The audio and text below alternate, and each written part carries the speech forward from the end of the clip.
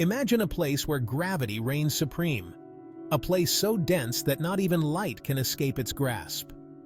This is a black hole, a cosmic abyss that continues to fascinate and mystify scientists and stargazers alike. Black holes are regions of space-time where gravity is so strong that nothing, not even particles or electromagnetic radiation like light, can escape from it. Black holes are formed from the remnants of massive stars that have reached the end of their life cycle. They are objects of extreme density, with a gravitational pull so strong that it warps the fabric of space-time itself. The boundary beyond which escape is impossible is called the event horizon. Once something crosses the event horizon, it is destined to be pulled inexorably towards the singularity at the center of the black hole. At the singularity, all matter is thought to be compressed into an infinitely small point. The laws of physics as we know them break down at the singularity. Black holes are not cosmic vacuum cleaners, randomly sucking up everything in sight. In fact, most black holes form from the death throes of massive stars. Stars are immense balls of hot, glowing gas, powered by nuclear fusion in their cores. Throughout their lives, stars maintain a delicate balance between the outward pressure from nuclear fusion and the inward pull of their own gravity. When a star much more massive than our Sun runs out of nuclear fuel, this balance is broken. The core collapses in on itself, triggering a supernova explosion. This explosion is one of the most energetic events in the universe. If the core is massive enough, even the supernova explosion cannot overcome the relentless pull of gravity. The core continues to collapse, squeezing matter into an infinitely small point, a singularity. A black hole is born.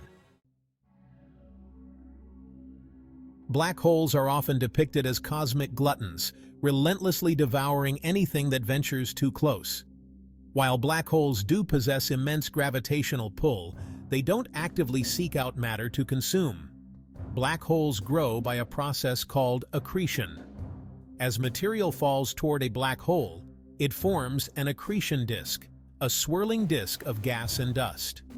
Friction within the accretion disk heats the material to incredibly high temperatures, causing it to emit intense radiation, including X-rays. This radiation is one way astronomers can detect and study black holes. Another way black holes grow is through mergers. When two black holes get close enough, their gravitational pull forces them to orbit each other. Over time, these orbits decay, and the black holes spiral closer and closer together. Eventually, they collide and merge in a cataclysmic event that sends ripples through space-time, known as gravitational waves. Section 4. Limits to growth. Can black holes consume forever? The idea of black holes as insatiable monsters, consuming everything in their path, is a popular one. But is there a limit to how much a black hole can grow? Black holes do not grow indefinitely. Their growth is limited by the availability of matter to consume and by the environment in which they reside. While black holes have immense gravitational pull, they don't suck up everything around them. The material that forms an accretion disk around a black hole loses angular momentum as it spirals inward.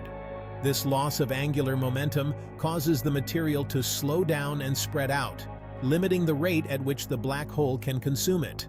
Furthermore, black holes are not cosmic vacuums. They exist within galaxies and clusters of galaxies, where the distribution of matter is not uniform.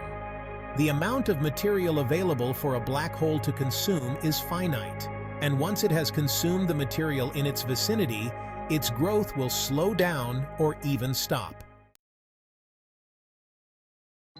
Section 5. Black hole evaporation, Hawking radiation, and the slow fade. In the 1970s, physicist Stephen Hawking made a groundbreaking discovery that challenged our understanding of black holes.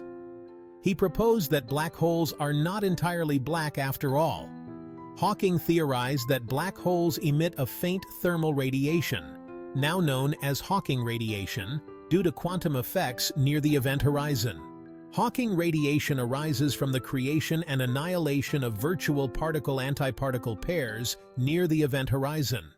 Occasionally, one particle of the pair falls into the black hole, while the other escapes as Hawking radiation.